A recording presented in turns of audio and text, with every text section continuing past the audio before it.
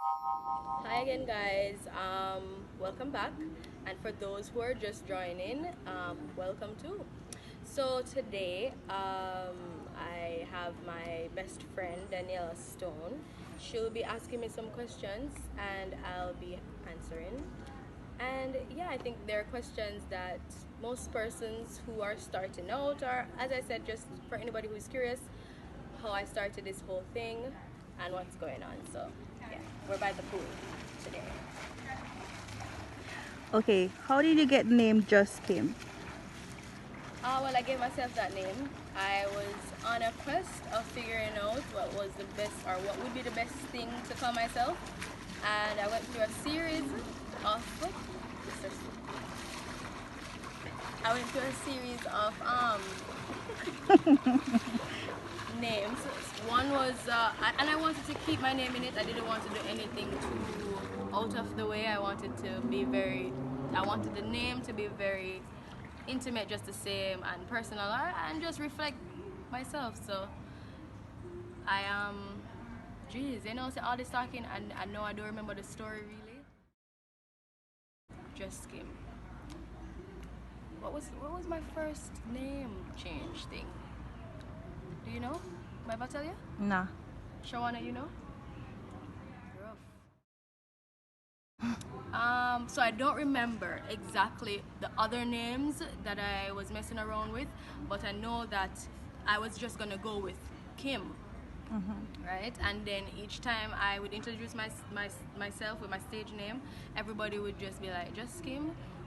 So then I just put the two JusKim. together and just Kim. Okay, Voila. great. What was the name of the first single you recorded? The name of the first single was "Can't Let You Go," or "I Yes. Can't Let Go," one out of the two. Mm-hmm. And the story behind that, when I first met up with Dre Day, because he's the first producer I was ever introduced to, it was kind of like a project then. So he gave me that rhythm and kind of challenged me to write a song to it. And it really didn't have a specific inspiration, you know. The beats or the track or the rhythms normally give me the inspiration that I need, and I just create a story around it. So, yeah, Can you give us a clip of that song? as in to sing a piece of it. Yes. Um, so now I'm sitting here just thinking about you, wondering what the hell I'm getting myself into.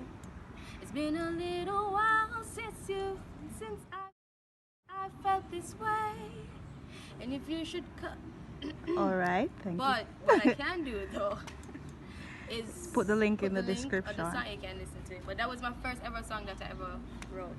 Okay. What are your three biggest inspirations? Okay, so my biggest one of it all is just my love for music. I absolutely love it. It's in my vein. It's in everything that I do. It's like breathing, and then my love for love, and wanting to spread that through my songs and inspire other people and be that change. And then the third one would be my love for creating too, and being a part of that space with other persons who love to create and stuff like that. Who are your three musicians that you think you take styles from? Because I'm not ask good. Okay. Who are the musicians that inspire you? She was working on that question. The whole time, but I still failed. Alright, so I am inspired by Alicia Keys. I've always loved her when I was younger and growing up. Tess and Chin too. I'm a big fan. Hey Tess. And I love Bob Marley, and I'm not just saying that because I'm a Jamaican and everybody feel like once you're from Jamaica you need to love Bob Marley. No, I love what he was about and what he stands for. And if you go back to the first part where I said I'm doing this for the love and blah, and those persons portray that same type of energy. And Yolanda Adams, and she said inspired, but I love them, so they inspire me. Who else? Who else was I saying? Shawana in the back. Gladys Knight. Yes, yes. Yeah, and a few others. Her, I love her. You know these. It's gonna sound weird to say nowadays. I don't want to say that, but I love her. Who are you feeling in the reggae market now? Chronix. Oh gosh, I love Chronix very much. Not in love. I just love. I love his music, and I just love how he exhibit his passion through the music. You can feel it. Yeah. Okay, tell us about your single Game of Two. All right, Game of Two was sorry. Game of Two was inspired by an ex for sure. Yeah, it was inspired by an ex. Dre Day sent me the track to my email. I got it, started working on it the same night. I basically wrote the song in one day. And I guess that's what happens when you have a story to tell. So that's what inspired that song. Okay, and when you finished recording Game of Two, how did you feel about that track? I loved it. Chev, the singer, worked on that song with me. You know, he helped me out with the harmonies because truth and in fact I'm not so good with harmonizing, if any at all. I just getting a little hang of it now. So he definitely did the harmonies for that song, and I did over some of the harmonies and whatever. But yeah, and I think SOS Dynamics also helped to produce that track as well. Okay, Because he's one of the producers that I worked with too. Okay, it will be linked in the description bar, guys. Okay, so what impact would you love your music to have on your listeners, and what messages do you plan to send to them? I plan to send all kind of messages, you know what I'm saying? Because it's like the songs are relatable and they're created in such a way. Sometimes it's not a real story because the music speaks to me and I just write based on that. But it comes from a place though of genuine, you know, probably experience.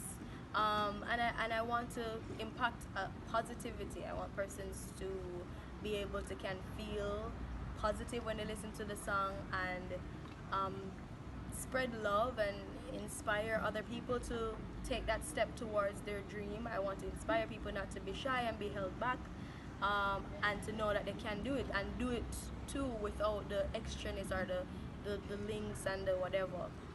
Okay. Do you think that you would want to have... No, wait. Let me tell you, having links is not a bad thing, so that's not my message. It's a good thing, but people tend to not take that first step because they don't know how, maybe, or because they feel like they don't have the connections and stuff like that. So I'm just saying you should take the first step. Okay. How many songs do you have in total? Do you know? I am going to check one moment. Can I let go? Okay, wait. Let's see. In total, like ever written? Total recorded. Recorded. Good. Gone. Game of Two. Can't Let You Go. The first one. I have a song called Motorways, and you know my best friend's supposed to be featured in that because just go and look at her page. Then D-Stone. Won't be linked in the description. But so that was recorded. Gone. Motorways. Can You Go?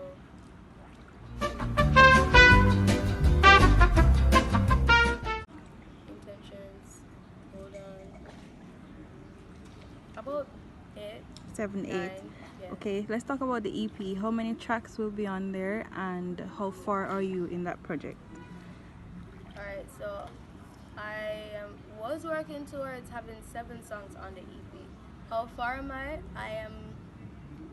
I'm not too far. I could be further. However, it's delayed because, as I mentioned in the first video, I don't have a team working with, and so it's not particularly easy to get this done, you know, without money like that, which I don't have like that right now. So that's why I'm just doing what I need to do.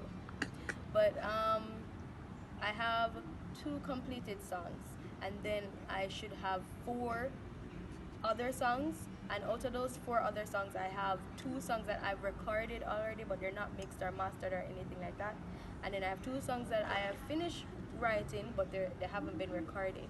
So What has been your biggest lesson in the music business? alright, and so we know that you have the music, right? And they have the music industry and they have the music business, and you should learn about them because you should learn to know how to navigate through the different, aspect of the whole music thing. Biggest lesson is that it rough, like if you the biggest lesson. Sure, that question is very serious. The biggest lesson is full of shit. Yeah, Poop. like you learn. Yeah, it's kind of just like depending. Like, oh, all right, I have it now. The biggest lesson is if you should have great people surrounding you. And a team is very important. A team of genuine people that want to see you succeed and that believe in you. So my biggest lesson is surrounding yourself with people who believe in you and able to push you and help you to be successful. Because it's very hard if you don't have that. I'm in the pool now. Can JusKim swim? Swim-ish. Can JusKim cook? Yes, I can. Can JusKim dance? Yes, she can. Okay, is JusKim single?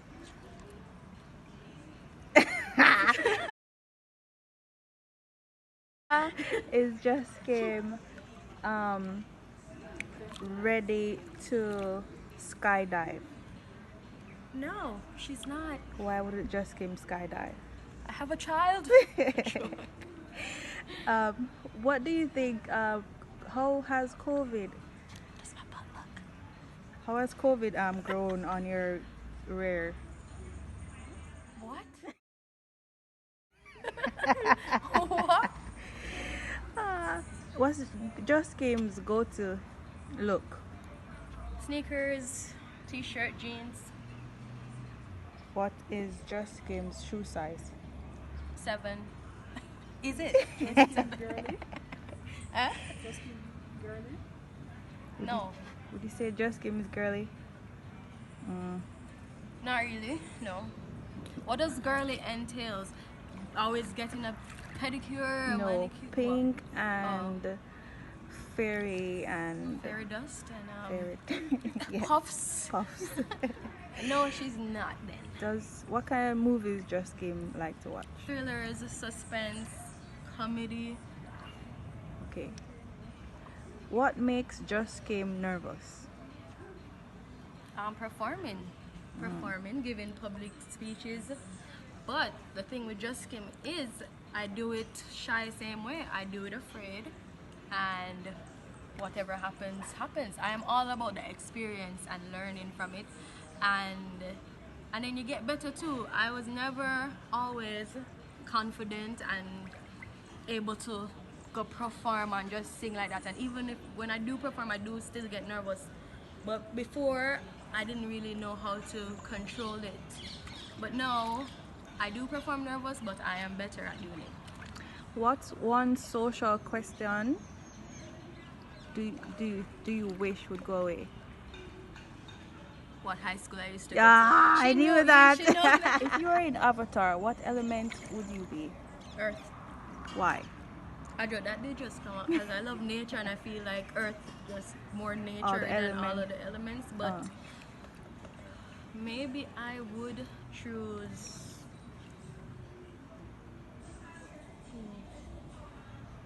Maybe wind, earth or wind. Okay. And you know why? Because you're always surrounded by the two. If I were to choose water, then I'd always have to be near the water to be able to control it, right? Or you create your own water from blood. They had blood bending, remember? What? You never see the blood bending episode? Hell no. Insert it here, blood bending. What is JusKim's favorite thing to eat? Chicken. Chicken. They always say I'm going to turn into a chicken, but Quack, quack, quack. not yet. As females, you know that they face more challenges in the music industry. How do you plan to deal with that, and have you faced any of those challenges? I just plan to just never stop, never giving up, making my creating my own opportunities. And I would advise anybody, if you're doing something that you love, to try to overcome the challenges. That's what makes most people successful, being consistent and persistent.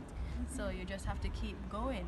And I'm not going to say it's going to be easy, but I don't need easy, I just need possible. And I can't stop doing music because I love it. And as I mentioned before, it's like breathing, and I can't stop breathing now, can I? Until I'm dead. What are the if you could change anything about the industry, what would it be? Oh gosh, this is like something that I would change in the world. Just keeping it pure and keeping it true. Yeah, pure, and that entails a lot. Keeping it at an equal, balance, and cut out this whole pain thing and favoritism and whatever.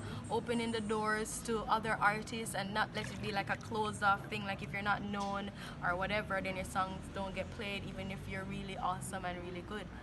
So I'd change that. The music industry is not pure at all. Okay. Give us a closing statement and tell us something about JusKim that you would want them want them to know about JusKim. Closing statements. If you're like me, and I'm 32, and I started doing music a long time, and as I said before, I'm on a bus. So I just think you need to take that first step. I think that you should just go for what you want, and don't wait, and don't think that time is against you or you're too old. There's never a right time than no. Like JusKim. What was the last part of the question? Tell us something that you'd want us to know about JusKim that we haven't asked.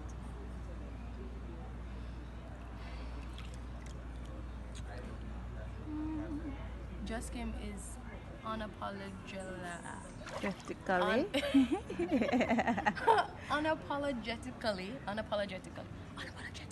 herself.